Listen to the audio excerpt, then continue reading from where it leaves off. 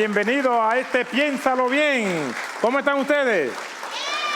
¿No se oye? ¿Cómo están ustedes? Muy bien, muy bien. Nos alegra mucho que estén aquí con nosotros en este programa Piénsalo Bien. Y lo que vamos a tener hoy es una continuación del programa que hicimos anteriormente, donde teníamos como invitado a Gabriel Tellerías, que estábamos hablando de ese tema, marionetas digitales. Pero el tema es tan amplio que quisimos hacer un segundo programa precisamente para completar las ideas, las inquietudes, las preguntas que tenemos con relación a esto. Cuando una persona, un chico normalmente, quería escribirle algo agradable a una enamorada, a una pretendiente, le escribía algo como esto. Pero la pretendiente sabía que de ese cerebro no podía salir esto. Y sospechaba. Cuando lo descubrieron, entonces él tenía que decir quién fue que lo escribió. Algo como esto. Casi, casi me quisiste. Casi, casi te he querido. Si no fuera por el casi, casi, casi me caso contigo. Eso lo escribió el poeta nicaragüense, uno de los máximos exponentes del movimiento modernista de la poesía. Casi, casi me quisiste, casi, casi te he querido, si no fuera por el casi, casi, casi me caso contigo. Pero eso era en mi tiempo, en la edad de piedra. Un joven que le gusta la poesía, también hoy en día le diría lo siguiente a esa chica de la cual está enamorado. Tú eres mi sol, mi razón de ser. Contigo todo es mejor.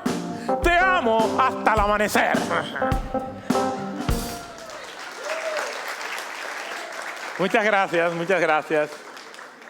Pero esto no es mío. Eso lo hizo un amigo que tiene como nombre o apodo Chat y su apellido es GPT. ChatGPT, dame un poema de amor y él me dice, escoge, apunta, tú eres mi sol, mi razón de ser, contigo todo amor, te amo hasta el amanecer.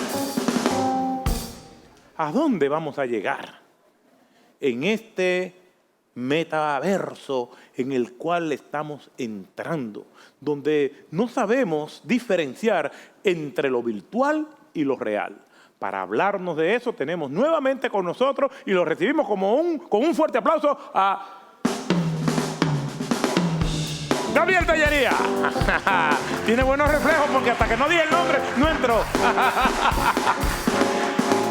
¿Qué tal, hermano? Saluda a tu gente ahí. Toma asiento. Muy bien, muy bien. ¿Qué tal todo? Todo muy bien, todo muy bien. Pensándolo bien. Sí, sí, hay que pensarlo bien todo. Sí. Estamos llamados a pensar. Así es. Y creo que cuando vemos todas estas plataformas que hay hoy en día, cada vez simplifican más el pensamiento de las personas. Porque antes un filósofo tenía que pensar. Le decían, ¿sabe cómo le decían a los filósofos antes? Pensadores. Hoy en día le dicen googleadores. Y estamos llamados a pensar. Por eso es el título del programa. Es una invitación a que entendamos que la cabeza no es solamente para ponerse una gorra con la visera para atrás, sin ser catcher, sino también para pensar. Y gracias por estar con nosotros. Todo un éxito el programa anterior. Hemos tenido muy buenos reportes de lo edificante y esperanzador que fue para todos aquellos que todavía lo siguen viendo. Así que muchas gracias y rápidamente vamos a estar hablando de muchas cosas que a veces la gente cree que es teoría de conspiración. Cyberbullying, invasión de privacidad, secuestros virtuales. ¿Eso realmente puede ser posible o es simplemente teoría de conspiración? Bueno, definitivamente el cyberbullying es una realidad.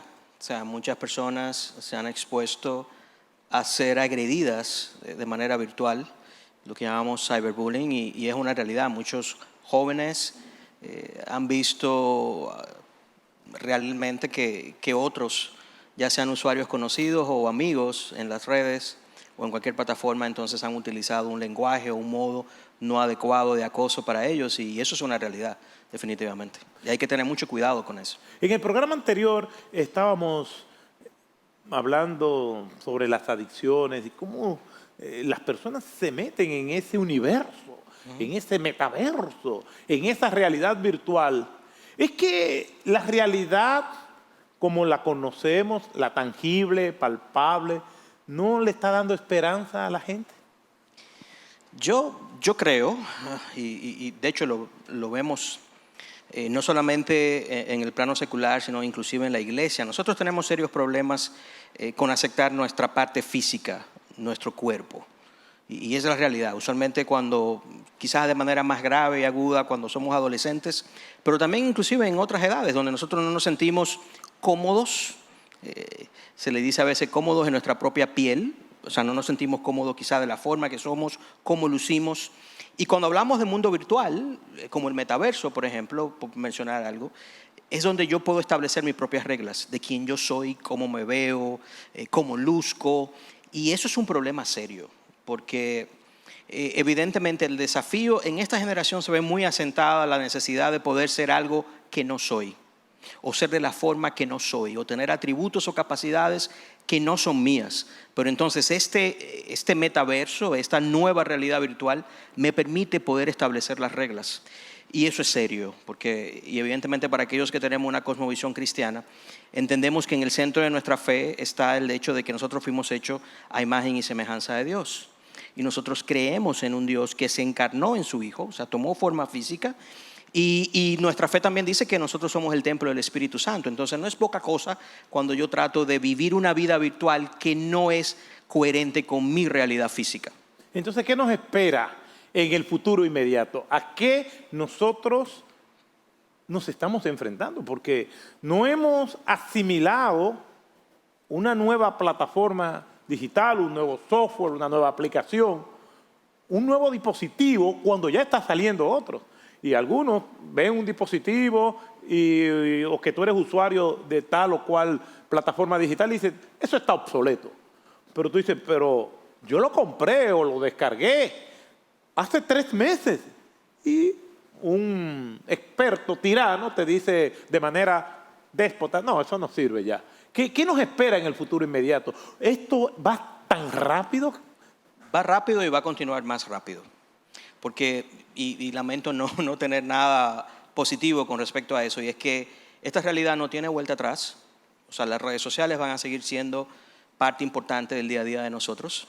Las empresas, porque es un modelo de negocio, estamos hablando de grandes corporaciones que detrás de todo esto que nosotros vemos hay todo un modelo de negocio, y entonces evidentemente hay equipos de trabajo que son diseñados, que son construidos específicamente para atraer, para retener la atención y monetizar, o sea, sacar dinero de las interacciones y de la atención de cada uno de nosotros. Y para eso ellos van a lanzar nuevas opciones, y muchas de ellas con grandes desafíos éticos y morales, quizás como la inteligencia artificial, que en mi opinión es uno de los grandes retos que la humanidad tiene y que estamos viendo simplemente la punta del iceberg en estos momentos, no la inteligencia artificial en desarrollo como pudiera ser.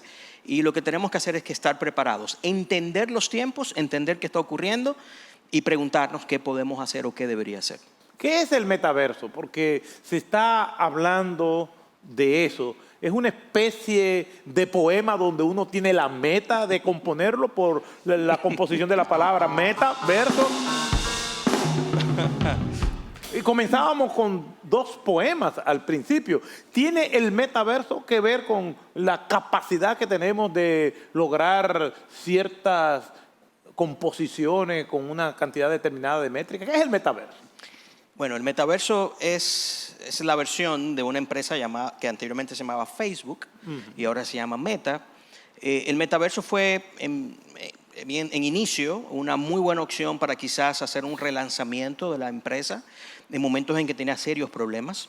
Pero el metaverso, estamos hablando aquí de la versión de Facebook, de Meta, de Mark Zuckerberg, de una especie de universo alternativo, virtual, donde hay diferentes mundos, donde yo puedo vivir una realidad virtual, donde yo puedo establecer las reglas, donde no hay los límites físicos tradicionales y donde yo puedo tener transacciones, yo puedo comprar ropa, yo puedo lucir de manera diferente a como es Gabriel, yo puedo inclusive ir y tener interacciones con empresas que están en metaverso, que son también empresas en la realidad, pero que tienen una opción en el metaverso, y es una especie de escape a la realidad y donde mucha gente hoy en día está pasando mucho tiempo, más de lo debido. ¿Y cómo se accesa a ese metaverso? Bueno, tú tienes una especie de avatar, tú tienes un usuario, un avatar es una representación creada, y yo puedo interactuar con otros que están ahí, que tampoco son personas físicas con las que yo quizás puedo interactuar, y nosotros, para ponerlo más gráfico, pudiéramos tener este programa, piénsalo bien, en el metaverso. Y entonces tenemos una versión de un avatar, que es el Pastor Otto, y un invitado. Y pudiéramos interactuar en una realidad no limitada a lo físico, a lo que vemos aquí, a un mueble o lo que sea, y pudiéramos tener una interacción sin ningún problema. ¿Y por qué tan atractivo? Yo creo que por lo que yo decía, yo creo que hay una necesidad. Nosotros somos, después de la caída, evidentemente, nosotros tenemos una serie de necesidades que nacen luego de la caída, y nosotros queremos compensar un montón de cosas. Yo creo que esta es una de las opciones que nosotros queremos compensar mucho el efecto de la caída, y nos atrae el que querer quizás tener un poder mayor, ser como Dios, donde no hay reglas, donde yo decido cómo me veo, qué tengo, qué construyo, qué poseo, qué hago, cómo otros me ven. Entonces esa necesidad de afirmación, inclusive en ocasiones de poder compartir con otros en ese mundo, habla mucho de vacíos espirituales, de vacíos que yo tengo, y que quizás para nosotros puede ser ridículo de que alguien pueda encontrar cómo llenar esos vacíos de manera virtual, pero para muchas personas es una opción muy válida. ¿Y cuál es la meta de Zuckerberg con este meta universo, con esta realidad virtual paralela? ¿Eso está creciendo? ¿Ha logrado un gran impacto? Yo creo que en inicio, generó una serie de... Yo creo que lograron lo que estaban buscando, distraer un poco lo que estaba pasando con Facebook. Exacto. Y todas las crisis. Y yo creo que sí, yo creo que él está tratando de adelantarse. No es la primera vez que alguien trata de hacer esto. Yo creo que lo que quiere ser es el referente para este tipo de opciones de mundos virtuales para cuando tenga un mayor desarrollo. Pero en mi opinión, si lo comparamos con inteligencia artificial, yo no creo que para la humanidad va a representar un impacto tan grande el metaverso como lo que es la inteligencia artificial. Esa es mi opinión personal. ¿Y qué peligros tiene ese metaverso? Desconexión con la realidad. O sea, evidentemente, no es saludable emocionalmente que alguien entienda o que pueda entender que para poder funcionar como un ser humano necesita vivir y operar en un mundo que no existe, en un mundo virtual. Tiene un peligro, y es que nosotros en ocasiones podemos entender que podemos ser lo que creemos que somos. Y eso no es coherente con la realidad, eso no es verdad. Entonces, si yo no vivo una vida que no es coherente con la realidad, vivo una mentira. Entonces, el gran peligro es ese, de que yo pueda ver esto como una realidad o una verdad alterna. Todo esto tiene, si lo vemos, es un ataque directo a la verdad. Y la inteligencia artificial. Nosotros vemos cómo Hollywood ha venido recreando el tema de la inteligencia artificial a través de lo que se llama robot, androide, y toda esa amalgama de versiones según Hollywood. Pero vemos que lo que era futurista antes ya es una realidad hoy en día. ¿Qué tanto podemos decir de la inteligencia artificial? No como parte de la robótica, la automatización, sino como la inteligencia artificial en sí. Sí, para hacerlo bien sencillo y no entrar en algo muy técnico, yo creo que la inteligencia artificial es el mayor desarrollo tecnológico que hemos visto en los últimos años. Yo creo que ha estado con nosotros desde siempre. A veces la gente entiende que la inteligencia artificial llegó con ChatGPT. Exacto. No es así. Ha estado con nosotros en diferentes maneras. Cuando Waze me dice el tiempo estimado de llegada, calculando una serie de variables, utiliza inteligencia artificial. Cuando yo le digo a Alexa, utiliza inteligencia artificial en el hogar. Siri, cuando, por ejemplo, estoy viendo un juego de béisbol, inclusive en Apple TV, y me dice que en el turno de Vladimir Guerrero, por cada uno de los lanzamientos, me dice cuál es la posibilidad de que él pueda dar un hit, se pueda ponchar. O sea, eso es inteligencia artificial. Pero ahora tenemos nuevas modalidades. Y yo creo que de manera pública todos estamos escuchando el reto para la academia, lo impresionado que está muchísima gente con ChatGPT, que es una versión, es un lenguaje, específicamente un lenguaje de aprendizaje asistido y de aprendizaje, un sistema de lenguaje asistido y de aprendizaje, porque evidentemente hay una base de datos que ha sido colocada, pero también tiene la capacidad de poder aprender en la interacción con seres humanos. Entonces, lo maravilloso es que esto puede tener un diálogo conmigo que pudiera ser muy parecido. No es un diálogo humano, no se acerca, en mi opinión, a un diálogo con un ser humano, pero pudiera dar la impresión de que sí. ¿Sabes que llama la atención el hecho de que muchas de estas tecnologías se usaban desde décadas atrás? El Internet se usó como una herramienta militar en la Segunda Guerra Mundial y después es que se hace público. Yo recuerdo que cuando salió Google Earth, para mí eso fue algo muy novedoso. No sé cuántos se acuerdan de eso, pero para mí fue muy novedoso. Y yo recuerdo que yo estaba hablando en la casa de un amigo, intercambiando lo impresionado que estábamos con Google Earth. Y recuerdo que él dijo, mira, vamos a venir aquí, vamos a ver si vemos la casa. Y le dimos a Google Earth y ahí estaba la casa, se veía. Y uno de los hijos salió y miró al cielo e hizo esto. Y entró y dijo, ¡me vieron! Realmente uno se asombra. Pero muchas de estas tecnologías ya tienen tiempo usándose hasta que se liberan para hacerse de uso comercial o de consumo masivo. ¿Qué tan bueno y qué tan malo es ChatGPT? Es muy bueno en términos de la capacidad de poder procesar de manera muy rápida. No sé cuántos aquí quizás han utilizado ChatGPT y sorprende mucho la velocidad con que puede generar respuestas y la calidad del texto. Tiene oportunidades todavía, tiene informaciones erradas, informaciones limitadas. Yo creo que con el tiempo va a seguir perfeccionando. Para poner un ejemplo muy práctico, yo antes de venir le pregunté, ¿qué me pudieras decir del pastor Otto? ¿Cómo? No relaje. Es así. Y me dijo... ¿Y qué te dijo? No, ten cuidado con lo que tú vas a decir que te dijo. Bueno, no voy a compartir. No, es broma. No, me pidió más información. Me dijo, mira, tengo otros... No sé quién es ese. No sé, necesito más información. Pero inmediatamente lo pude vincular con la iglesia Bautista Osama con la Ivo. Me dijo, pero por supuesto. Oh, sí, muchacho amigo mío, me dijo, ha escrito estos libros, ha ayudado, es un pastor muy comprometido con la predicación expositiva, ha estado invitado en diferentes...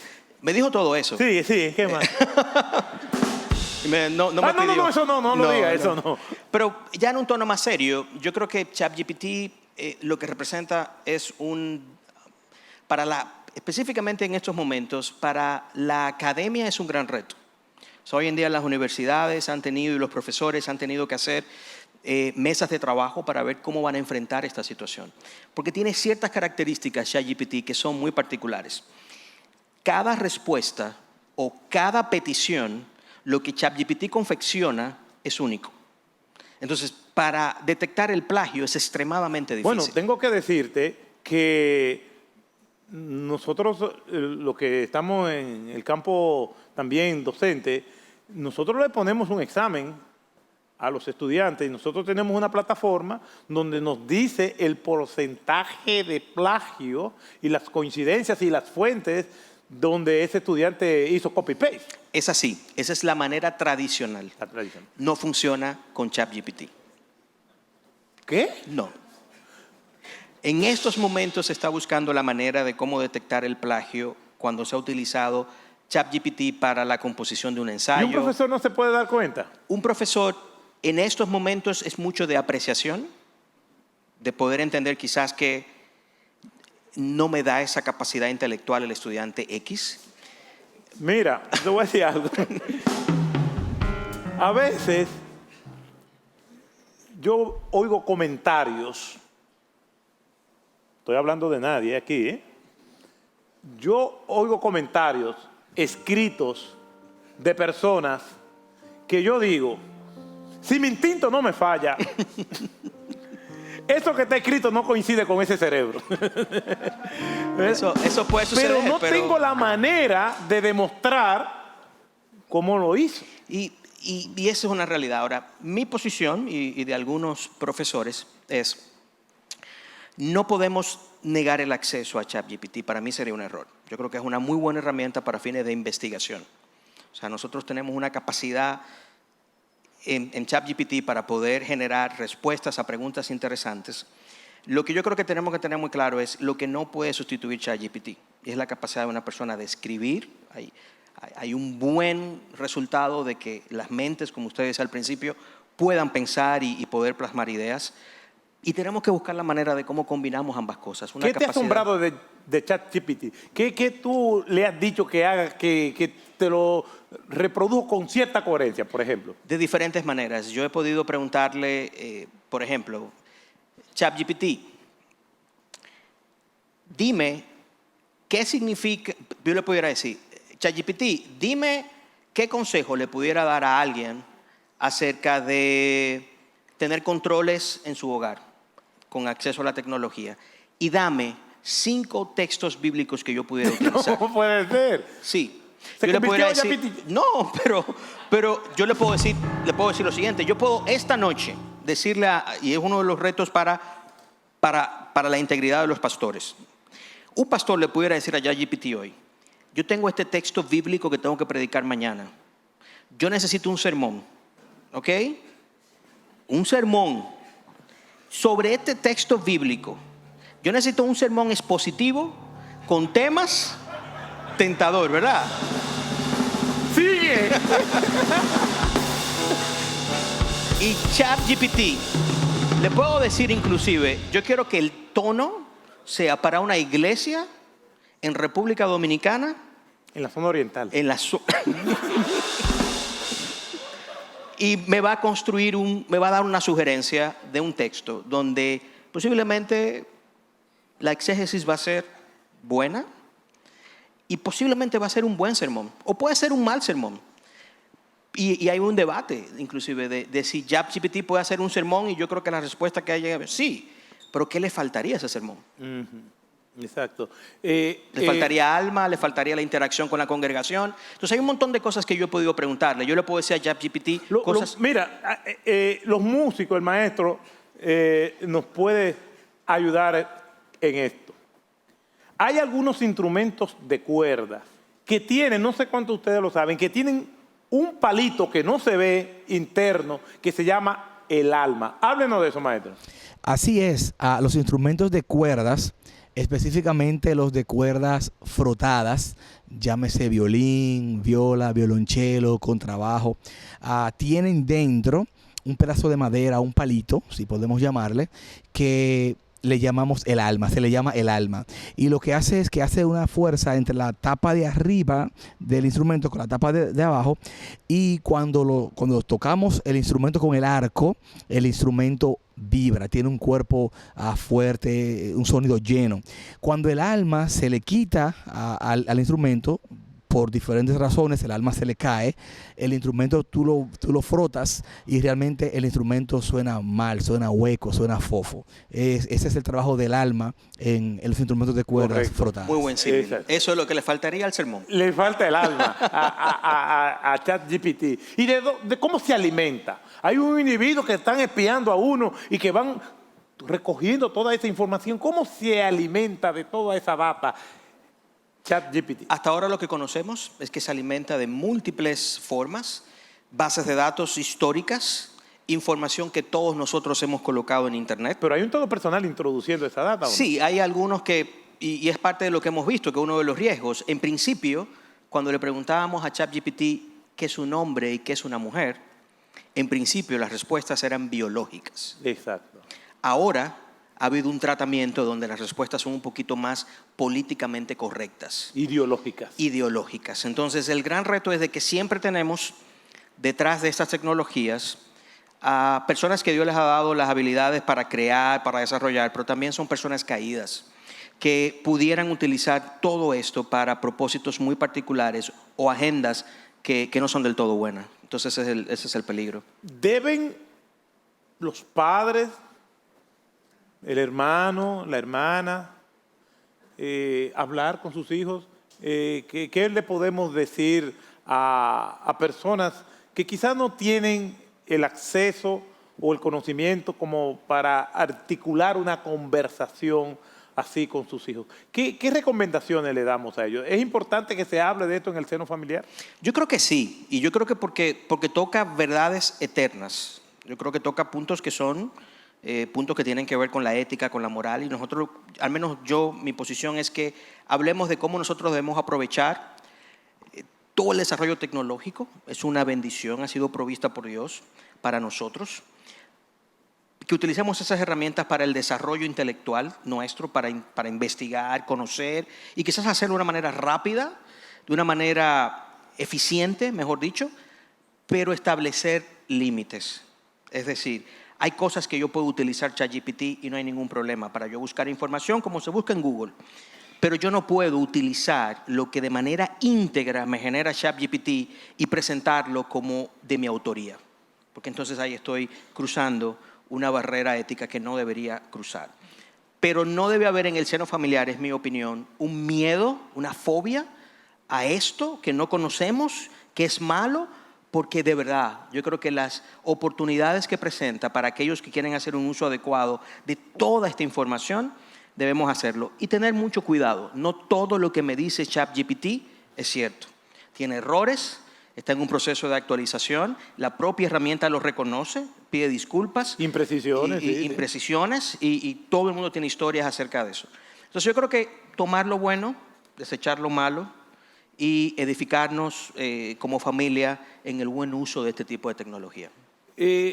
Creo que supone un gran reto para todos nosotros el hecho de que estas tecnologías pueden ser catalogadas, aunque la intención no se ve así, como neutrales, en el sentido de que todo va a depender del uso que se le dé, por un lado, pero sabemos que el mayor uso que se le da es en sentido negativo. ¿Realmente son neutrales o realmente hay una predisposición hacia la maldad? Cuando hacen la pregunta de si la tecnología es buena o mala, la respuesta siempre es sí. Es ambas cosas, es buena y es mala. Exacto. Lo que no es neutra. Exacto. Siempre tiene un residuo en nosotros. Siempre. O sea, un autor me decía que nosotros comenzamos con la tecnología o con cualquier dispositivo, nosotros comenzamos a darle forma a ellos, a los dispositivos. Pero esos dispositivos terminan dando forma a nosotros.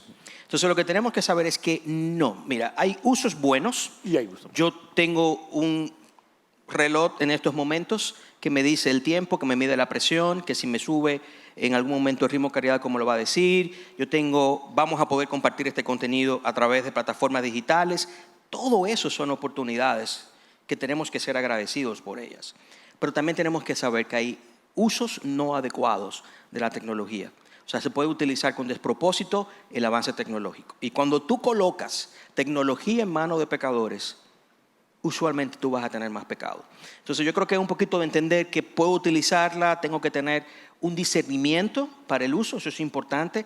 El discernimiento, si no tenemos cuidado, nos disipulan a nosotros, nos moldean, Entonces nosotros tenemos que transformarnos nuestra mente para saber que esto no es del todo bueno y verlo con una perspectiva bíblica, con una cosmovisión bíblica, para asegurarme de que yo hago un uso de una herramienta y no que este dispositivo, esta herramienta hace un uso de mi vida. De hecho, este programa es posible debido a que estamos usando tecnología. Así y es. estamos usando esas plataformas tecnológicas para llevar un contenido que sea de edificación y que tenga una buena repercusión eterna, porque repercusión eterna vamos a tener todo, pero una buena repercusión eterna que nos lleve a un acercamiento a Dios, que el plan de Dios es lo que necesita el ser humano para tener una relación óptima con Él, para tener salvación, para poder entender que hay un propósito en la vida y vivir por ese propósito. O sea, gracias a esas plataformas, nosotros podemos hacer este trabajo. Todo va a depender del uso en que se le den. Pero así como nosotros estamos produciendo este programa, también se están produciendo programas que van en detrimento de la vida de las personas. Entonces, eso es un gran reto para nosotros. Hay muchas personas que dicen, no, yo no uso esas plataformas porque eso es del mundo. Bueno, la Biblia dice que estamos en el mundo, aunque no somos del mundo, lo que quiere decir que mientras estemos en nuestro paso aquí en la tierra, vamos a tener que hacer uso de lo que Dios en su gracia nos ha provisto. Nos ha tocado ser exiliados en una Babilonia digital. ¿Cómo? Esa es la realidad. ¡Qué cosa más tremenda! Y no. ¿Esto vino de ti o de ChatGPT? No, doy el crédito. Esto viene de un trabajo de Barna, que hizo un libro que se llama Fe para Exiliados. Excelente. Faith for Exiles. Yeah. Y una de las tesis de este material es que nosotros hoy en día como cristianos estamos llamados a vivir de manera fiel en medio de una Babilonia digital. Excelente. La Es Biblia así. dice, antes de que llegara la era digital, que somos peregrinos y extranjeros. Estamos de paso en este mundo, tenemos residencia aquí, pero nuestra ciudadanía está en los cielos. Gracias, Gabriel, por acompañarnos. Damos muchas gracias al Señor, a todos ustedes, a los que nos están observando a través de sus diferentes dispositivos, y agradecemos a Dios la oportunidad que nos da de hablar de estos temas con el propósito de traer una palabra de aliento, de esperanza. En un mundo como el que estamos viviendo, todavía Cristo es la esperanza. En un mundo de tanta oscuridad, Cristo es la luz del mundo, que vino para buscar y salvar lo que se había perdido, como era yo, como éramos todos nosotros y como puedes ser tú, para que puedas venir y relacionarte con Él. Tienes que reconocer que sin Él es imposible vivir correctamente en este mundo. Tienes que reconocer, algunos le llaman limitaciones, la Biblia le llama pecados, aquello que te aleja de Dios, y venir a Él trabajado y cargado como está, para que Él te haga descansar y tener salvación y vida eterna. Así que Dios te bendiga, gracias por estar con nosotros y nos vemos en otro programa de Piénsalo Bien. Saludos a todos.